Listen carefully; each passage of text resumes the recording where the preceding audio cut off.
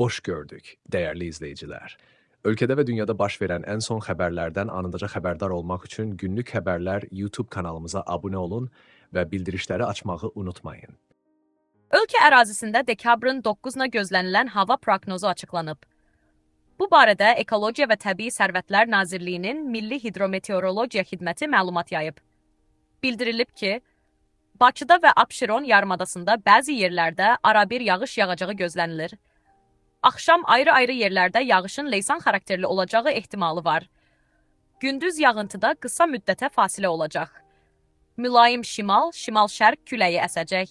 Havanın temperaturu gecə 7-10, gündüz 10-13 dərəcə isti olacaq. Atmosfer təzyiqi 765 mm civə sütunundan 768 mm civə sütununa yüksələcək. Nisbi rütubət 80-85% təşkil edəcək. Azərbaycanın rayonlarında bəzi yerlərdə arabir yağıntılı olacağı gözlənilir. Ayrı-ayrı yerlərdə Günlük yağıntının haberler leysan YouTube xarakterli kanalımıza intensiv abone olacağı, olmağı dağlıq ve videonu ərazilərdə qar beğenmeyi yağacağı unutmayın. ehtimalı var. Bəzi yerlərdə